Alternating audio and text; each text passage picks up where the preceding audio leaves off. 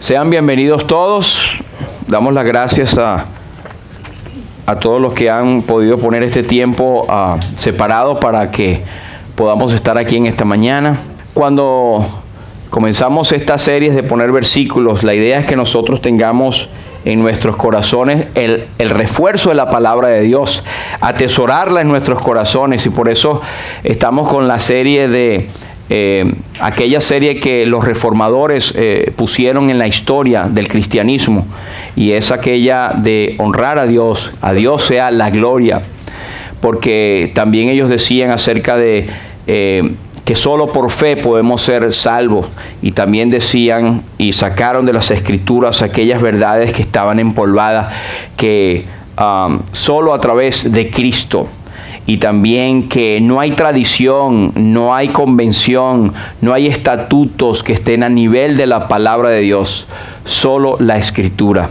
Y esos son los valores que nosotros resaltamos en esta congregación.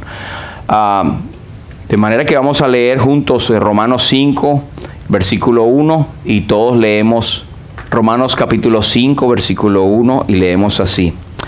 Justificados pues por la fe, tenemos paz para con Dios por medio de nuestro Señor Jesucristo, por quien tenemos también entrada por la fe a esta gracia, en la cual estamos firmes y nos gloriamos en la esperanza de la gloria de Dios. Amén. Señor, bendiga su palabra. Muchas veces algunos de los que estamos acá, que crecimos o tuvimos el privilegio de crecer en hogares cristianos, evangélicos, siempre encontramos en nuestras casas y en otras casas donde vivíamos cuadros como este. No sé si usted se acuerda, ¿sí? Yo lo tengo uno similar, tengo uno igualito, tengo uno que se parece, y algunos de ellos están hasta amarillos porque tenían tiempo. Pero bien lindo. Yo y mi casa serviremos a Jehová. Eso está en Josué 24 y 15. Y había otros estilos de versos que lo encontramos en otras maneras, así como expresando la familia.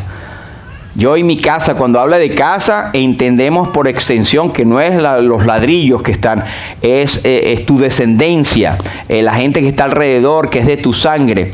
Yo y mi casa serviremos al Señor. Y tal vez otro cuadro por ahí bonito que encontramos, donde había un paisaje más lejano y había una casa bonita y decía: yo y mi casa serviremos al Señor. Vienen muchos recuerdos a nuestra mente de muchos cuadros de esos que tenemos en nuestras casas. Y sabe que eso es buena costumbre. Es sano, porque resulta que es una forma de tú explicar o pregonar la palabra de Dios a los que visitan tu hogar, tu casa. Como los israelitas que usaban las escrituras guindadas en su mano derecha y en su frente, en cuadritos o en bolsitas de cuero, siguiendo el mandamiento del Señor: las pondrás en tu mano derecha y en tu frente y en tu corazón, y lo usaron literalmente. Pero bueno, es buena costumbre, ahí la tenemos. Y hay otro versículo que tal vez usted no ha leído mucho o lo vio en otra versión, pero esta versión creo que es la versión latinoamericana, si no estoy equivocado. Dice Romanos 12 y 11. Dice: nunca dejen de ser diligentes, antes bien sirvan al Señor con el fervor que da el Espíritu. Y el tema que estoy pensando en esta mañana compartir con todos ustedes de la palabra de Dios es el tema del servicio como familia, como persona, porque ninguna familia comienza de una vez toda. Siempre hay uno que es el pionero, el baluarte, el que infunde, el que pone. Y si usted ve que nadie se mueve, bueno, de un paso adelante. Pero normalmente en la casa es el padre, que es el sacerdote del hogar, que es el que tiene la responsabilidad delante de Dios de inculcar la palabra de Dios a su familia, a sus hijos. y su esposa normalmente le sigue, está sumisa o sometida a la palabra de Dios, y cuando está el hombre sometido debajo de los pies de Cristo, pues la esposa se va a someter a ese liderazgo. Y normalmente entonces ellos piensan con sus hijos, y sabemos que a veces ha ocurrido que no obstante el esfuerzo que han colocado muchos, los hijos en el momento no se ven que están siguiendo los caminos del Señor, y no necesariamente por algo que ellos hayan hecho, pero el Señor sabe, y sus caminos son misteriosos y no los entendemos, pero el Señor traerá su fruto a su tiempo. Nuestra responsabilidad es enseñar a nuestra familia, es mostrarle por el ejemplo. Recordemos que nuestros hijos no van a hacer lo que nosotros decimos, sino lo que hacemos. Es por el ejemplo.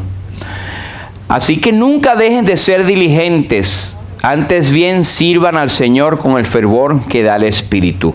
Notemos que en esta versión es mucho más evidente que no es una sugerencia. El apóstol se refiere a aquellos creyentes y les dice que el ser diligente es lo apropiado, y que al dejar de ser diligente, y diligente es aquel que pone esfuerzo y pone un compromiso constante en algo, y cuando no lo haces, pues eres negligente. Y negligente es aquel que sabe algo y no lo hace, y esto es pecado según la palabra de Dios. Al que sabe hacer lo bueno y no lo hace, le es pecado. En otras palabras, el ser creyente en Cristo y no estar comprometido a servir al Señor, no servir al Señor, el hermano o la hermana se puede decir que está en pecado. Pero hay muchas variantes en cuanto al servicio se trata. Hay mucha gente y mucha más información acerca de lo que es el servicio. Inmediatamente pensamos que es que estar por allá como está nuestro hermano Jared, por ejemplo, en los Himalayas, o como está otro por allá en México, otro en Chile, otro perdido en las montañas. Es claro que eso es servicio al Señor. De hecho, son siervos del Señor. Pero usted y yo somos siervos del Señor, aún en nuestra Jerusalén, en nuestra localidad. Y servir al Señor no es nada más pararse, ir y predicar el Evangelio. Hay muchas maneras de cómo hacerlo. Y sabe que el servir al Señor tiene que ver con el estar conectado, ser miembro, pertenecer a una iglesia. Como hemos dicho otras veces, no existe en el Nuevo Testamento el concepto de agentes libres, de personas, de llaneros solitarios, como decimos, de personas que están brincando de iglesia en iglesia, o que voy cuando me siento o con ganas, mientras voy testeando o probando cuál es lo mejor, o cuando hemos dicho a veces de que vemos alguna cuestioncita, alguna hermana que cantó desafinado, yo no voy más a esa iglesia, o porque de repente no me gustó una palabra que dijo un hermano, o que se acercó a mí, o no me saludó, o la palabra del pastor no fue la que yo pensaba, o fue directamente a mí. Miles de maneras en que la persona se puede desanimar, y ¿sabe qué? Esto es normal que ocurra, pero es parte del desarrollo de madurez. Por eso nos atrevemos con responsabilidad de decirlo acá desde el púlpito. Hay que madurar, y la Biblia dice: no seáis niños en el modo de pensar, sino sed niños en la malicia y maduros en el modo de pensar. Está clarito allí. Pero nunca dejar de ser diligente. Entonces, servir al Señor con una característica: fervor que da el Espíritu. El que sirve al Señor tiene el Espíritu Santo porque es salvo. Hay personas que piensan que ganarán el favor de Dios en salvación sirviéndole. Y esto es un error craso y garrafal. Este es el error que más personas ha llevado al infierno. Es que piensa que haciendo algo para Dios pueden alcanzar la salvación.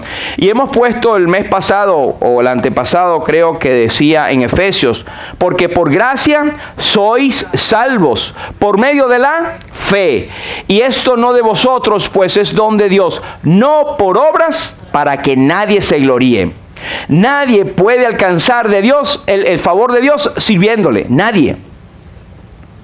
Ahora, las buenas obras, dice la Escritura, que Dios las ha preparado desde antemano para los creyentes en Cristo, para que nosotros anduviésemos en esas obras. Y esas obras traen gloria al nombre de Dios. No traen favor para nosotros, pero sí traen el favor de Dios hacia nosotros, porque estamos siendo obedientes. Pero no lo hacemos para ganar un favor de Dios o para que Dios me bendiga. Dios te va a bendecir, porque cuando la obediencia está en tu vida, el Señor te bendice. A veces hay tantas líneas delicadas allí que las personas buscan que Dios lo bendiga y hacen esto. No, obedece al Señor. Olvídate lo demás, el Señor te va a bendecir.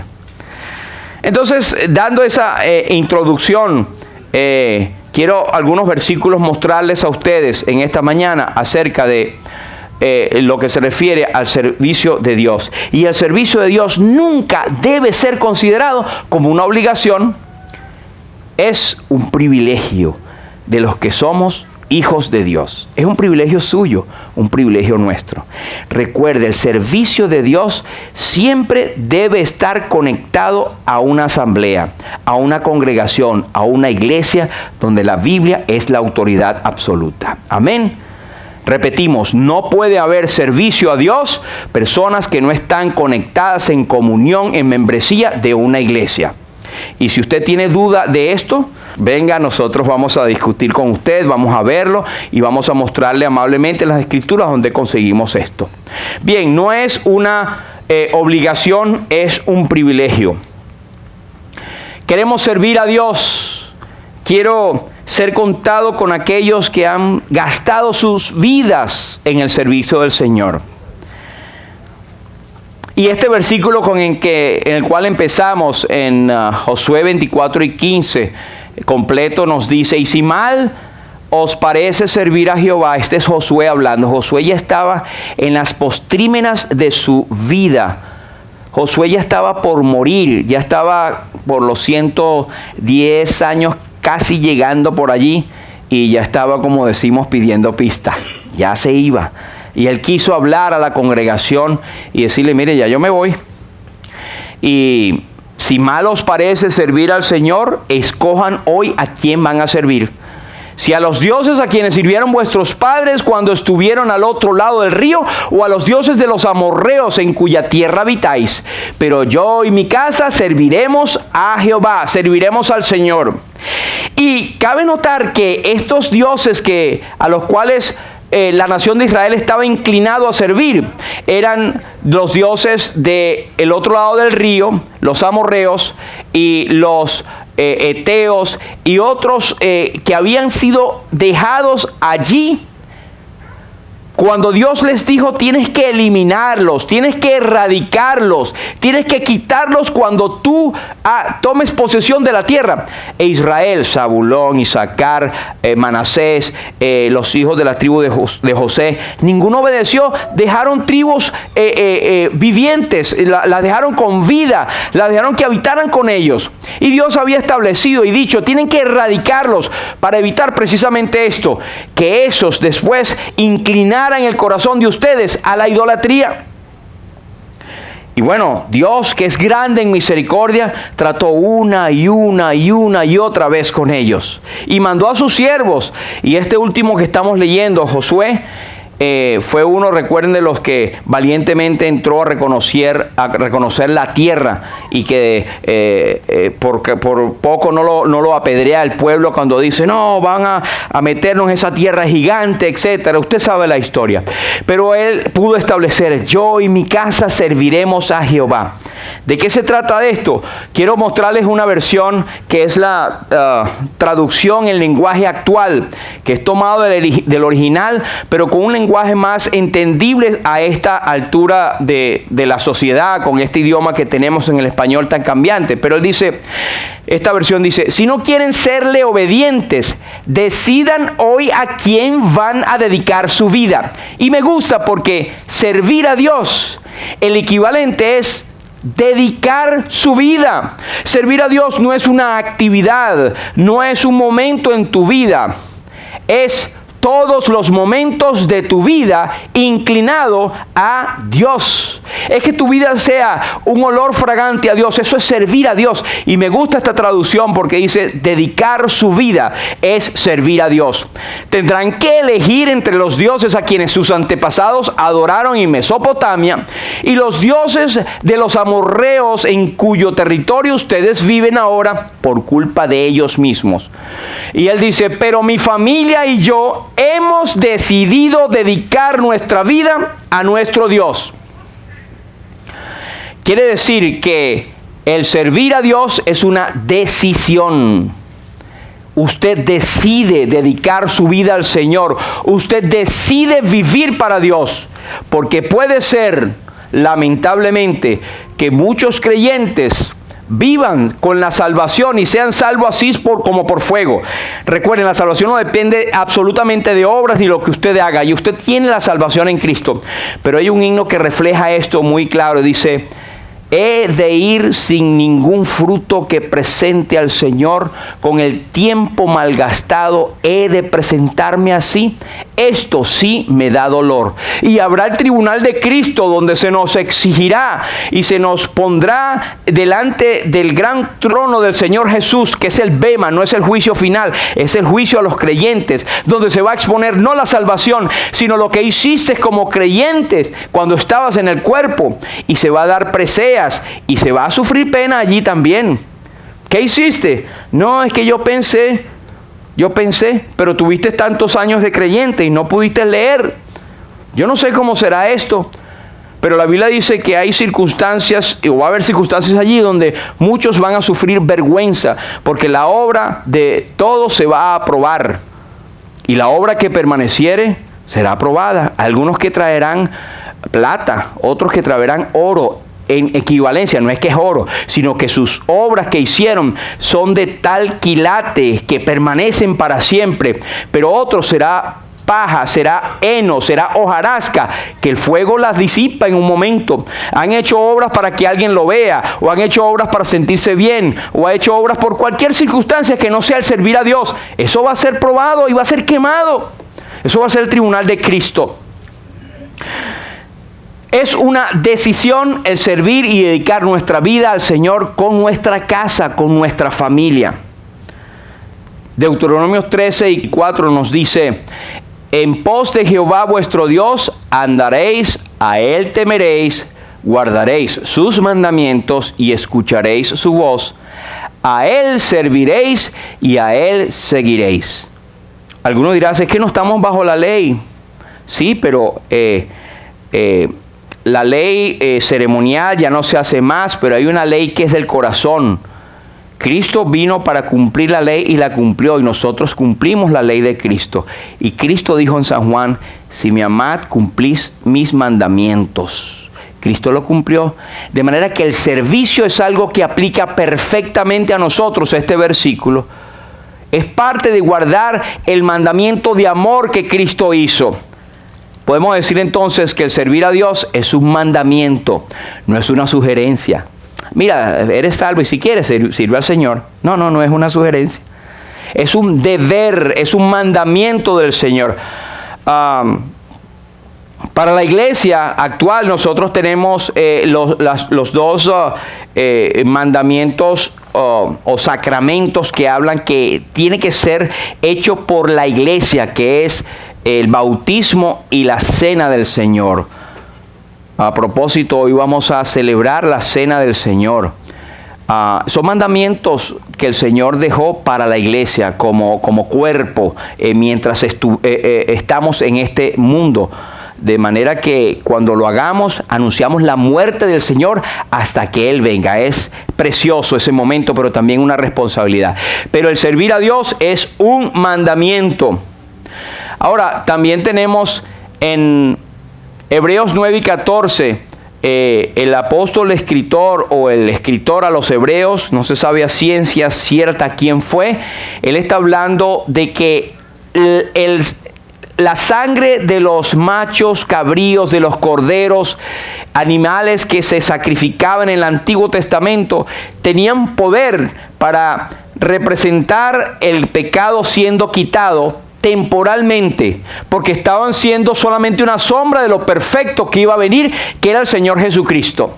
Y él dice en ese contexto: cuánto más la sangre de Cristo, el cual mediante el Espíritu eterno se ofreció a sí mismo sin mancha a Dios, limpiará vuestras conciencias de obras muertas. ¿Para qué? Para que sirváis al Dios vivo. En otras palabras, el servir a Dios viene conectado poderosamente con el sacrificio de Cristo. Tan importante es que el servir a Dios tiene que ver con el sacrificio de Cristo. Dicho de otra manera, hemos sido salvos por medio de la muerte expiatoria de Cristo, la muerte terrible de la cruz, para que, siendo salvos, sirvamos al Señor. No tenemos opción. Y por supuesto nunca debe ser hecho con obligación. El apóstol dice en otra parte, dice: el amor de Cristo nos constriñe, pensando esto, que si uno murió, por todos murió, para que los que viven ya no vivan para sí, sino para aquel que murió y resucitó por ellos. Y la palabra constriñe, constreñir, palabra dominical, ¿verdad? Vamos a explicarla. Constreñir es de una manera amorosa, cariñosa, te obliga a que sirvas al Señor. El amor de Cristo nos obliga cariñosamente, sabiendo que Él murió por nosotros. Si Él murió por mí, pues yo tendría que estar dispuesto a morir por el Señor.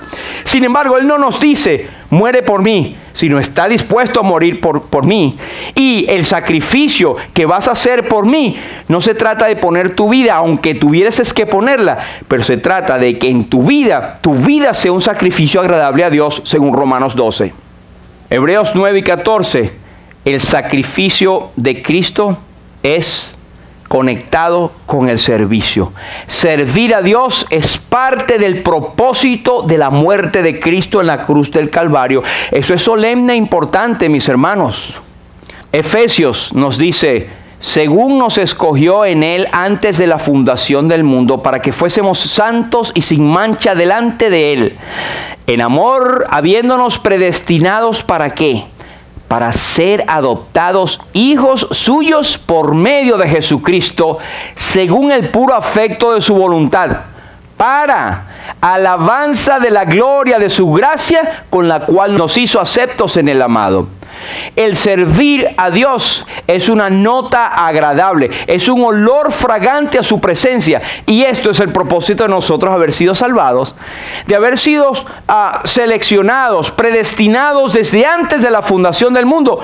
No solamente para disfrutar de esta preciosa salvación, de este gozo inefable que trae el ser creyente, sino el que nuestra vida sea un testimonio agradable a Dios y enfrente de todo el mundo, de que en nosotros hay algo diferente y de que en nosotros hay algo digno de seguir, de imitar, y que la gente te busque y te diga: ¿qué es lo que tienes tú? ¿En quién crees tú? ¿Con quién te reúnes? ¿Qué es lo que tienes tú? Ah, yo soy creyente en Cristo. Bueno, háblame más de ese Cristo. A veces no es tan fácil como lo dice uno acá, pero eso lleva tiempo de testimonio, porque recordemos que el enemigo está en acción, Satanás está en acción, mis hermanos. Ya a ti y a mí, como creyentes en Cristo, no nos va a llevar al infierno jamás. Nuestra salvación está reservada en los cielos, poderosamente guardada por Cristo, por lo que Él hizo en la cruz y no por lo que tú hagas. Sin embargo, Satanás, como no te pudo llevar al infierno, va a procurar que muchas personas vayan al infierno por la inacción tuya y mía. Va a hacer que nuestro testimonio, va a intentar, sea manchado, nos quedemos en el camino, nos postremos, nos desanimemos, empecemos a interpretar la Biblia a nuestro propio querer, nos alejemos, sirvamos al Señor a medias según nosotros, servir al Señor a medias, no servirle en cero. Entonces el Dios de este siglo a veces nos nubla el entendimiento para que no veamos la gloria de Cristo en las Escrituras. Al inconverso ya lo hace.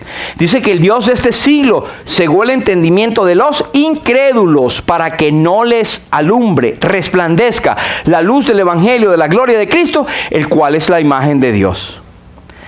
Entonces, servir a Dios es parte del propósito en que tú y yo hemos sido elegidos. Eso es tremendo y es solemne. Hebreos 12 y 28.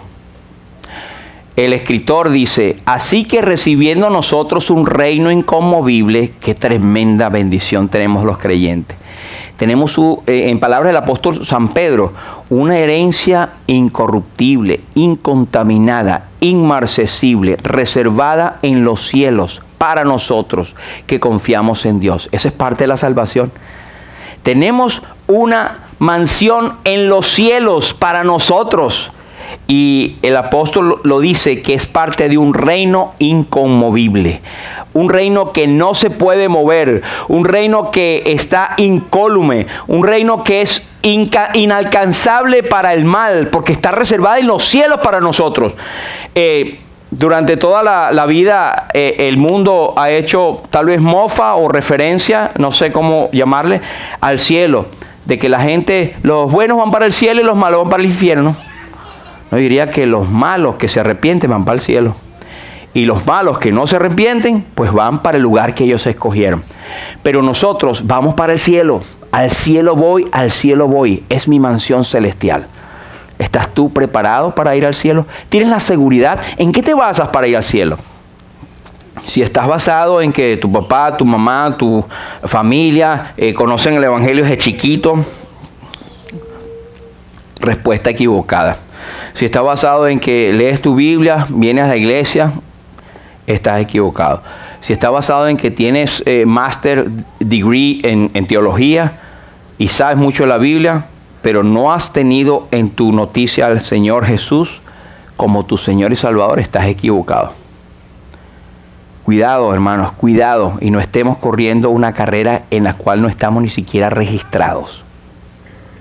Pero el servir a Dios es parte de la gratitud, dice el escritor a los Hebreos. Tengamos gratitud y mediante ella, ¿qué vamos a hacer? Sirvamos a Dios, agradándole con temor y reverencia. De paso, el servicio a Dios es con temor y reverencia. No es un bochinche. Pero yo dudo que una persona que esté sirviendo a Dios de corazón tenga un bochinche. Aunque servir a Dios es agradable y a veces hasta divertido. Usted como maestra de clase bíblica puede tener a sus niños haciéndoles juegos y puede estar enseñando la palabra de Dios divertidamente. Los hermanos que salen a lo que se llama el evangelio urbano, hacen en esquinas con payasos, con danzas y música y pueden presentar el evangelio. Hermanos van con otro estilo y se paran en una esquina con un megáfono y empiezan a hablar de Cristo y hablar del evangelio. Y algunos después llegan a su casa riéndose de los tomates y los huevos que le tiraron. Pero hermano, está dando testimonio de Cristo. Está sirviendo al Señor.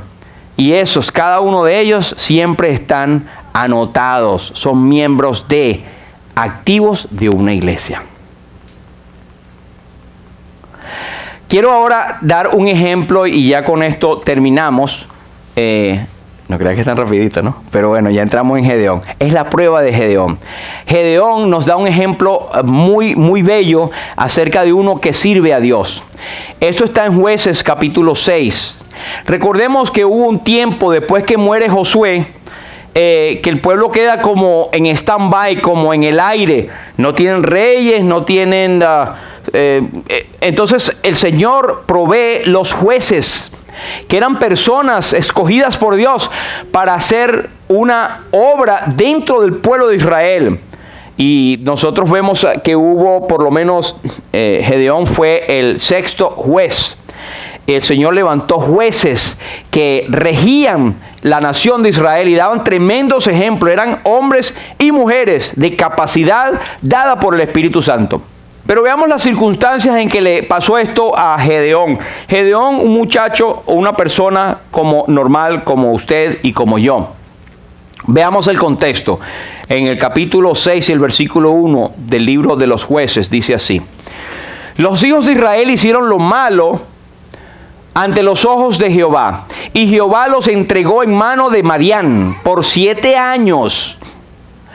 De este modo empobrecía a Israel en gran manera por causa de Madián, y los hijos de Israel clamaron a Jehová. Estos señores de Madián eran aquellos que Israel había vencido habían ellos sucumbido ante el poderío de Israel, que estaba comandado por Jehová de Sabaoth, cuando eran una nación que seguía al Señor y que estaba al mando de Moisés o de Josué o de Caleb, de estos hombres, y ellos llevaron a la victoria al pueblo de Israel. Y Madián fue una de tantas naciones que ellos subyugaron y vencieron. Sin embargo, ellos fallaron, ellos fueron desobedientes y dejaron a algunos madianitas. Ay, pobrecito, vamos a dejarlo.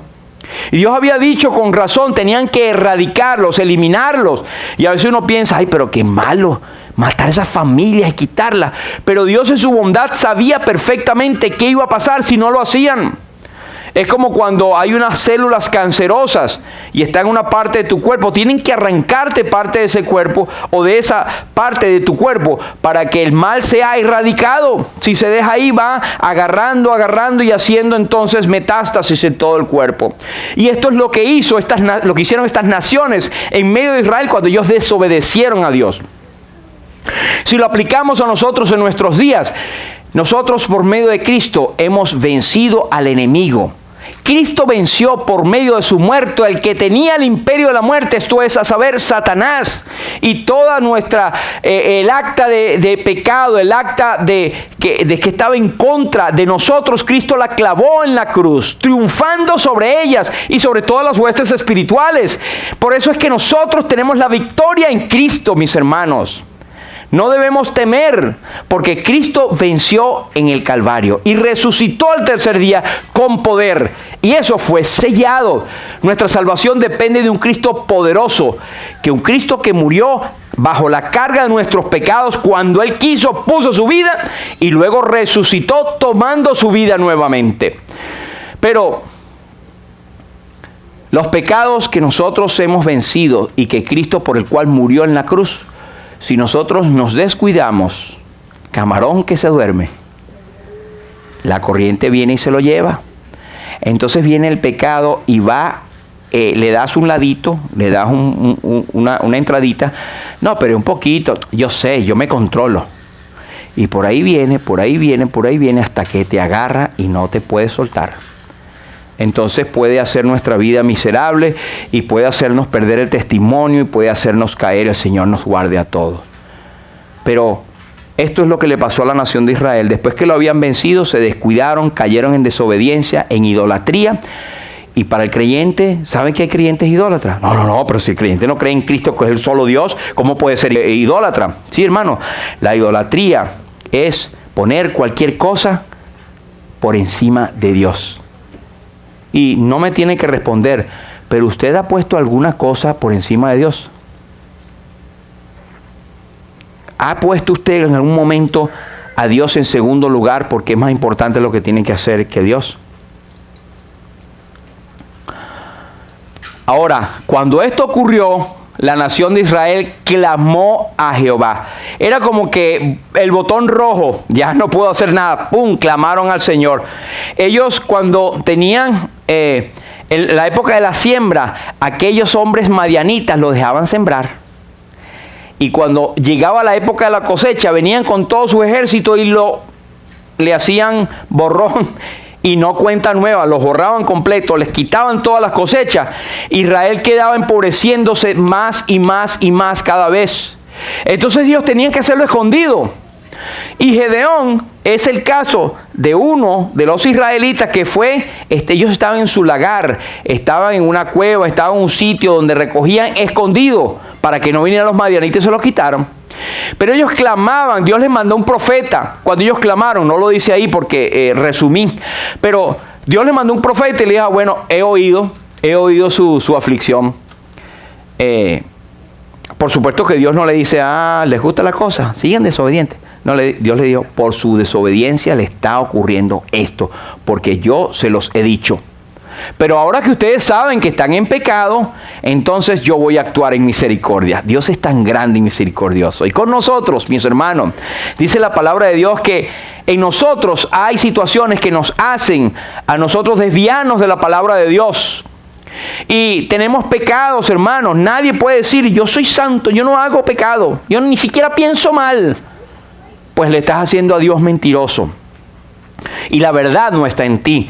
Pero dice, sí, confesamos, debemos confesar nuestros pecados. Entonces Dios es fiel y justo para perdonarnos y limpiarnos de nuestra maldad. Y la sangre de Jesucristo nos limpia de todo pecado. Así que estás a tiempo, tenemos vida, hay tiempo para rectificar, pedir perdón al Señor. Señor, yo te voy a comenzar a servir.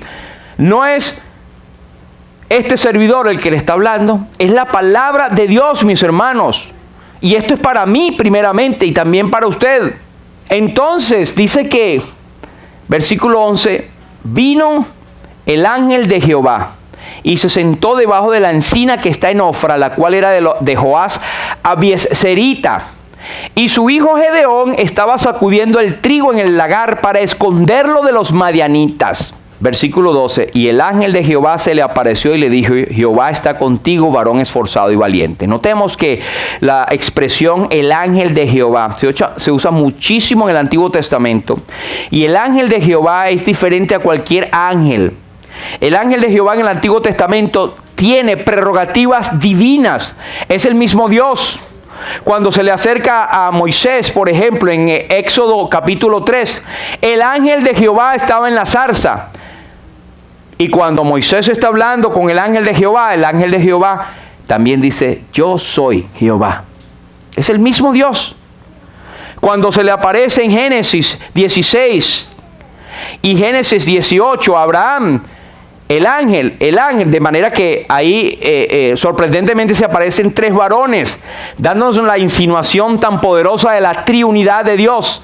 Era el ángel, era Dios. No le dijeron los dioses, Dios. Y habían 3 ángeles que estaban presentados allí. Usted lo buscará luego en Génesis 18 para que tenga deleite en esta parte de las Escrituras. Hay muchos otros pasajes que nos hablan del ángel de Jehová, que es el mismo Dios. Y dicen los teólogos, y con mucha razón creo yo, que, aunque no soy teólogo, pero me echo ahí a lo que ellos dicen, es que esto eran las manifestaciones tempranas del Hijo Eterno, de Jesús, preencarnado, que se aparecía. Porque por allí más adelante, cuando usted se acuerda de Sansón, cuando se le aparece el ángel de Jehová a la mamá de Sansón, pues antes que naciera, hubo ese intercambio de palabras. Y luego el hombre, el padre de Sansón, le dice a Dios, Dios, pero ven acá antes de irte, dime cuál es tu nombre. Y él le dice, ¿para qué me preguntas mi nombre si es admirable? Wow. Y en Isaías capítulo 9 y versículo 6, y llamarás su nombre admirable, Dios fuerte, Padre eterno, príncipe de paz. Es la misma expresión para el Hijo. El ángel de Jehová es el mismo Dios preencarnado, el mismo Jesucristo.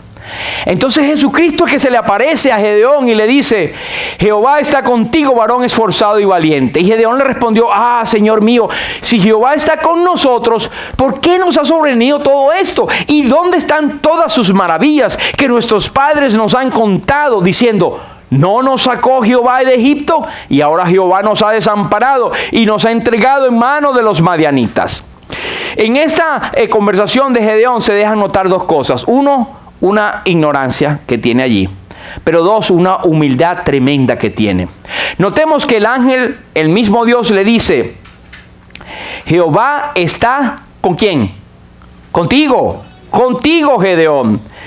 Pero su humildad era tanto que él dice, si Jehová está con nosotros. O sea, él quiere agarrar, que no conmigo nada más, con todo el mundo. Un corazón grande que tenía Gedeón. Eso se nota allí.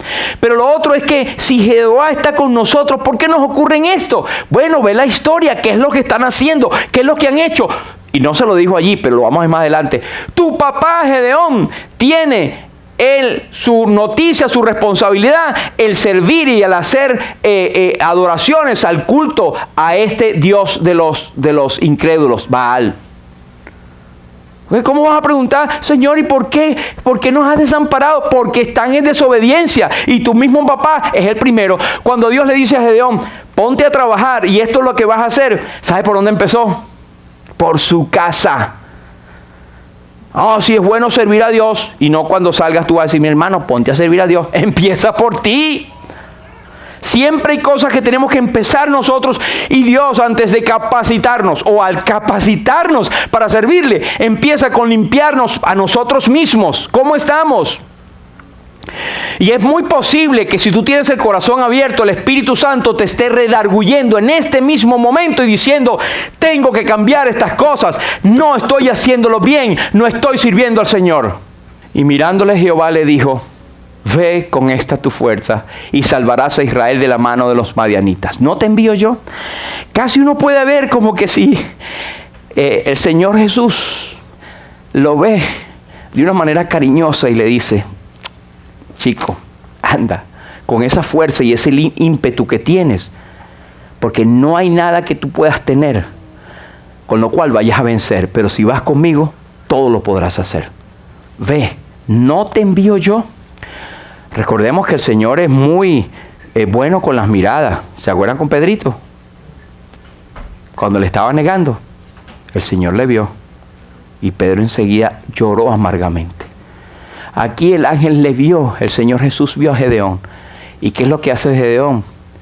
Ah, Señor mío, ¿con qué salvaré a Israel? Y aquí que mi familia es pobre en Manasés y yo el menor de la casa. Todavía dice: yo no sirvo para nada. Yo no tengo fuerza, no hay en mí nada. ¿Qué puedo hacer? ¿Con qué, Señor, te puedo servir? Hay un himno viejo que cantábamos, dice: ¿y qué podré yo darte a ti, Señor, a cambio de tan grande don?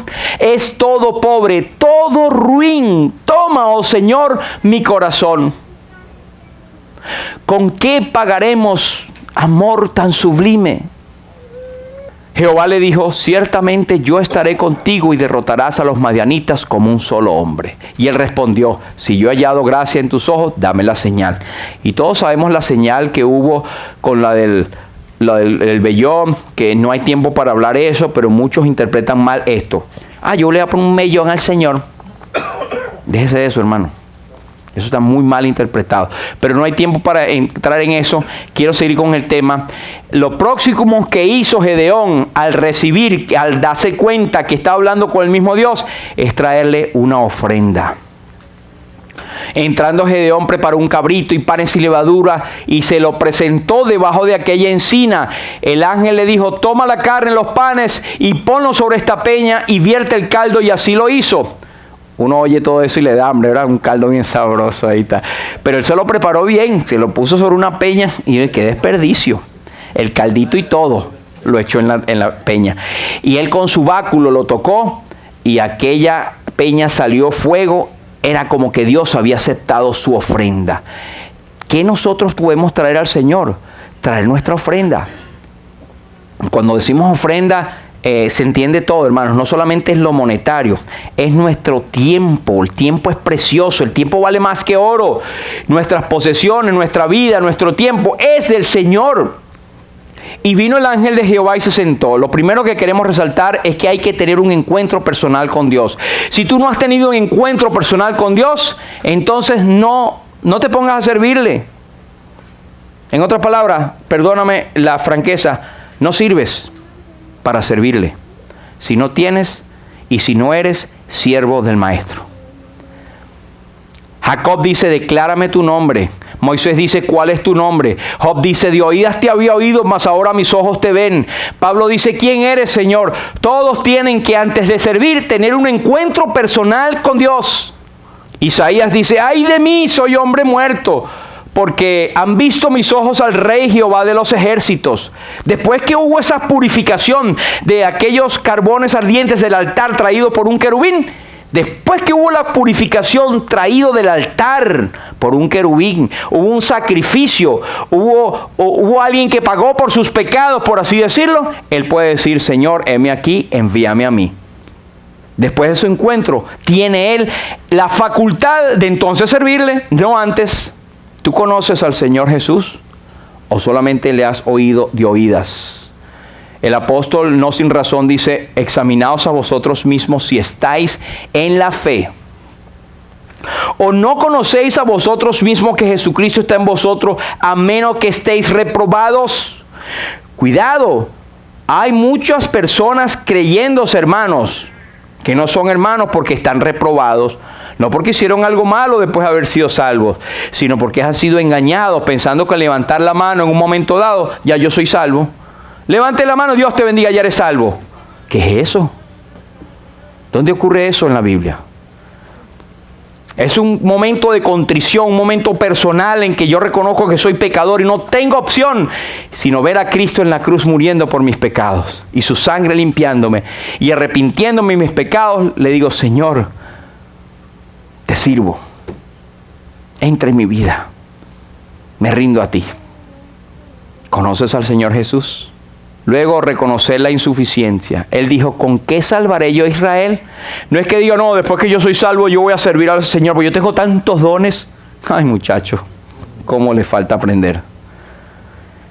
A veces el Señor nos hace, literalmente, como dicen algunos, comer tierra, para nosotros poder entonces levantar la mirada y decir, Señor, te sirvo. Ahora conozco. Isaías decía, ay de mí que soy hombre muerto. David decía, yo soy un gusano. Pablo decía, yo soy un vaso de barro. ¿Qué dices tú? Soy lo mejor que ha parido este mundo. Ofrendar a Dios. No te vayas hasta que yo saque la ofrenda y la ponga delante de ti. Y él dijo, yo esperaré hasta que vuelvas. Jehová aprueba. El Señor aprueba.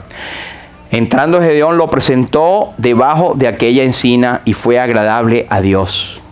Dice el apóstol Pablo, ya conocéis la gracia de nuestro Señor Jesucristo, que por amor a vosotros se hizo pobre para que vosotros con su pobreza fueseis enriquecidos. Y poderoso es Dios para hacer que abunde en vosotros toda gracia, a fin de que teniendo siempre en todas las cosas todo lo suficiente, abundéis para toda buena obra. En otras palabras, tú no vas a dar de lo que no tengas, tú darás de lo que Dios te ha dado.